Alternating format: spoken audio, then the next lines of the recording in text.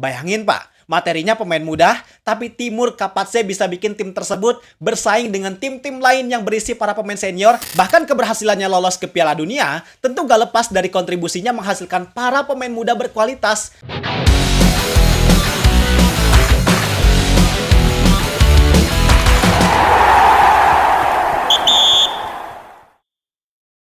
Rumor panas pelatih Timnas Indonesia masih belum berhenti. Setelah sebelumnya kita sempat dikagetkan dengan rumor pelatih Persib Bandung, yaitu Boyan Hodak yang kabarnya diminati oleh PSSI, sekarang angin rumor panas itu udah langsung pindah haluan lagi. Beda dari sebelumnya, rumor Boyan Hodak yang gak jelas asal-usulnya dari mana, sekarang rumor yang kita bahas ini jauh lebih kuat. Selain karena banyak dibahas oleh para pengamat sepak bola nasional, tapi orang yang bersangkutan justru udah ngasih konfirmasi, bahkan menyatakan kesiapannya secara langsung untuk menjadi pelatih Timnas Indonesia. Yap, sesuai judul dan thumbnail yang udah kalian lihat, orang yang dimaksud bernama Timur Kapatse. Assalamualaikum, every fans in the high. I like in the Indonesia and fans and thank you for support because many fans and sent me for Instagram for coming in the Indonesian team. Inshallah ya.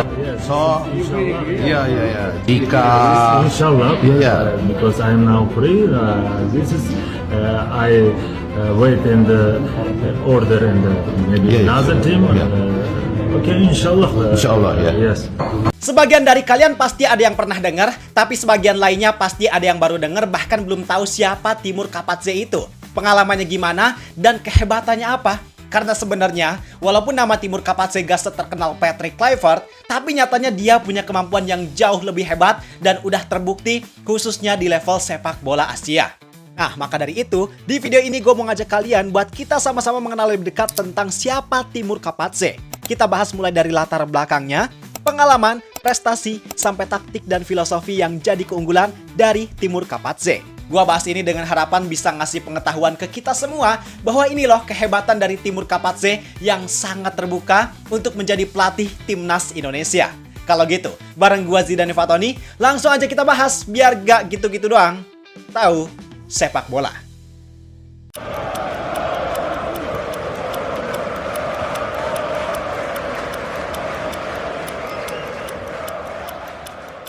Yang pertama tentu kita kenalan dulu. Jadi Timur Kapatse merupakan pelatih sepak bola yang berasal dari Uzbekistan.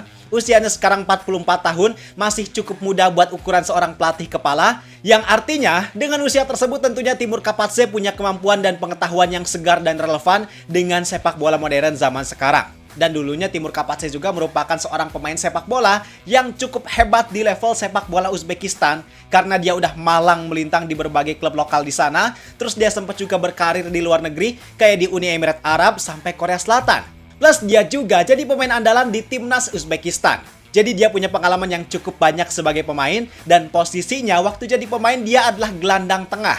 Nah, biasanya pemain dengan posisi gelandang emang lebih pinter kalau jadi pelatih. Dan itu udah terbukti dengan berbagai macam prestasi gemilangnya bersama tim nasional Uzbekistan. Terus kenapa sekarang dia available dan siap buat jadi pelatih Timnas Indonesia? Karena sekarang dia baru aja mengundurkan diri dari posisinya sebagai asisten pelatih Timnas Uzbekistan. Jadi ceritanya, Timur Kapatse adalah pelatih yang berhasil mengantarkan Timnas Uzbekistan untuk pertama kalinya lolos ke Piala Dunia. Cuman, walaupun dia berhasil mencapai tujuannya, UEFA selaku Federasi Sepak Bola Uzbekistan, atau biar lebih sederhananya dan familiar, kita sebut aja PSSI-nya Uzbekistan. Nah, PSSI-nya Uzbekistan punya pandangan lain. Karena sekarang mereka bakal berkompetisi di level yang lebih tinggi, makanya mereka pengen sosok pelatih yang lebih berpengalaman dan punya kapasitas untuk melatih tim nasional di level tinggi tersebut. Makanya mereka mencopot jabatan Timur Kapatse sebagai pelatih kepala dan diganti oleh pelatih asal Italia yaitu Fabio Cannavaro. Tapi PSSI-nya Uzbekistan tetap bijak. Mereka nggak kayak federasi di suatu negara yang nggak punya pemikiran visioner dan nggak menghormati jasa penting dari pelatih sebelumnya. Karena PSSI-nya Uzbekistan ini tetap mempertahankan Timur Kapatse, cuman posisinya digeser jadi asisten pelatih. Dan mereka ngelakuin itu emang karena pengen ada kombinasi antara Timur Kapatse selaku pelatih yang udah memahami kondisi skuad Uzbekistan dengan pengalaman dan pemahaman tinggi dari Fabio Cannavaro. Sekaligus tetap menghormati jasa yang telah ditorehkan oleh Timur Kapatse. Cuman karena Timur Kapatse ngerasa tugasnya udah selesai di sana, dia pengen tantangan yang baru. Dan akhirnya setelah jadi asisten Fabio Cannavaro selama 2 pertandingan, Timur Kapadzé sekarang mengundurkan diri dan available untuk menjadi pelatih tim nasional di negara lain. Nah, jadi itu sekilas tentang profil dari Timur Kapadzé. Terus sekarang kita bahas tentang pengalaman dan prestasinya selama jadi pelatih.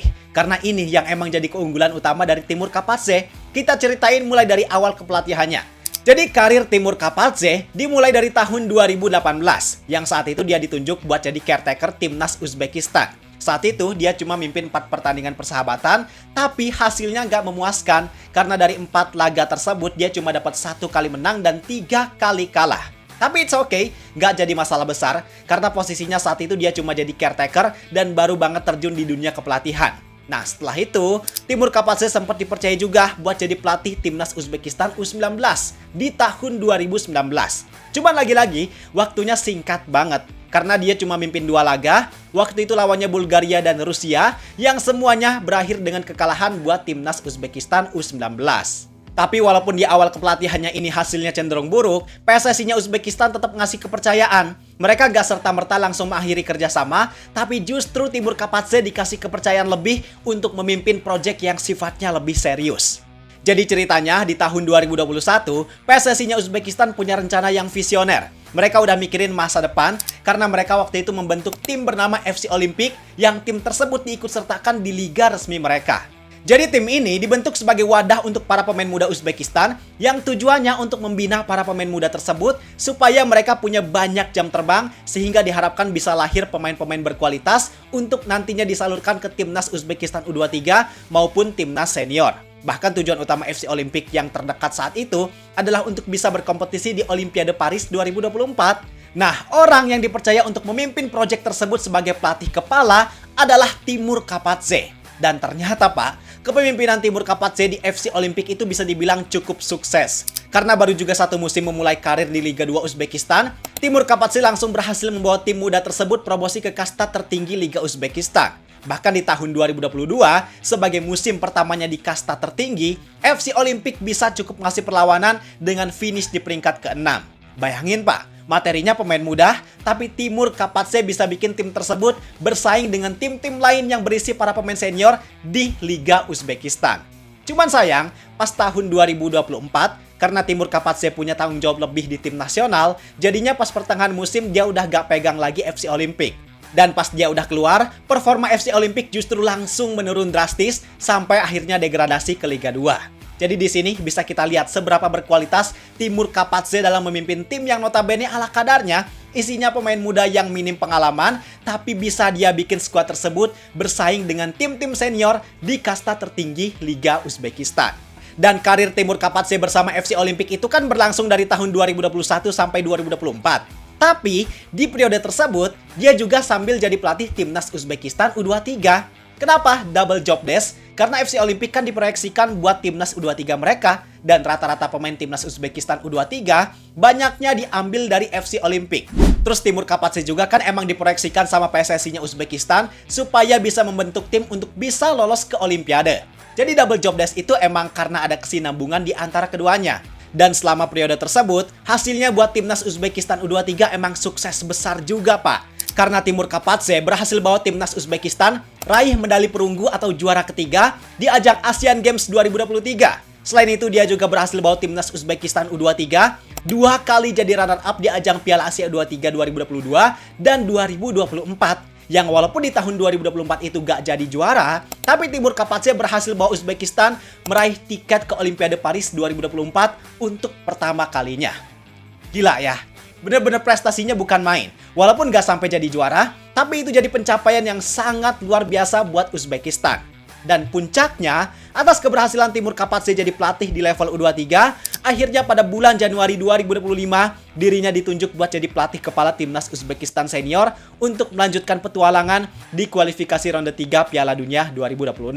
Dia saat itu menggantikan pelatih Uzbekistan sebelumnya bernama Sreko Katanek yang mundur karena alasan kesehatan. Tapi walaupun dibebankan dengan tanggung jawab yang besar, Timur Kapadzé berhasil menjalankan tugasnya dengan sangat mulus, dengan sangat baik. Karena dari 4 laga sisa kualifikasi ronde 3, Kapadzé berhasil mendapat 2 kemenangan dan 2 hasil imbang yang membuat Uzbekistan lolos untuk pertama kalinya ke Piala Dunia sepanjang sejarah. Gokil kan? Bahkan gak selesai sampai di situ, pasca prestasi hebatnya tersebut, Timur Kapatse lagi-lagi menorehkan prestasi di kompetisi regional antar negara Asia Tengah bernama Kava Nation Cup, yang kalau di Asia Tenggara setara dengan Piala AFF, dengan menjadi juara untuk pertama kalinya juga. Keren, bener-bener keren kan Pak? Bayangin artinya dalam periode waktu yang cukup singkat, dari tahun 2022 sampai 2025, itu setiap tahunnya Kapatse jadi pelatih yang mampu menorehkan prestasi dan mencetak sejarah buat Uzbekistan. Bahkan keberhasilannya lolos ke Piala Dunia tentu gak lepas dari kontribusinya menghasilkan para pemain muda berkualitas. Artinya Timur Kapatse benar-benar punya kualitas yang tinggi untuk membangun dan memimpin sebuah tim nasional. Dan kalau kita lihat dari segi taktik, Timur Kapatse itu lebih sering pakai formasi 4-3-3 yang variasinya fleksibel, bisa 4-1-4-1 atau 4-2-3-1, tergantung lawannya. Bahkan waktu di U23, dia jarang main pakai striker utama, jadi produktivitasnya emang nggak bergantung sama satu orang doang. Tapi di timnas Uzbekistan kemarin, dia lebih sering pakai formasi 3-4-3. Dia pakai itu karena pelatih sebelumnya emang lebih sering pakai formasi 3 back, dan karena dia saat itu posisinya meneruskan, jadi terlalu berisiko juga kalau tiba-tiba harus diubah. Artinya, kalau untuk formasi kayaknya Timur Kapatse gak berpatok cuma sama satu formasi doang, tapi dia menyesuaikan dan melihat kondisi skuadnya gimana. Cuman yang sama dan yang jadi keunggulan dari taktik Timur Kapatse ini adalah menekankan keseimbangan antara agresivitas lini depan dan disiplin dalam bertahan. Mainnya itu transisi cepat dan pressing tinggi, jadi para pemain dituntut untuk main high tempo, tapi harus kokoh juga dalam bertahan.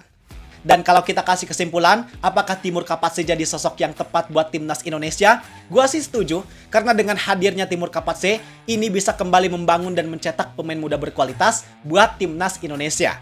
Dan tentu hal ini sangat bagus, apalagi jika tujuannya emang untuk membangun sepak bola Indonesia dalam jangka waktu yang panjang. Apalagi kalau tujuannya untuk lolos ke Piala Dunia 2030, itu sangat mungkin karena kondisinya sekarang sangat mendukung untuk Timur Kapatse kembali membangun skuad Garuda yang sempat berantakan ini.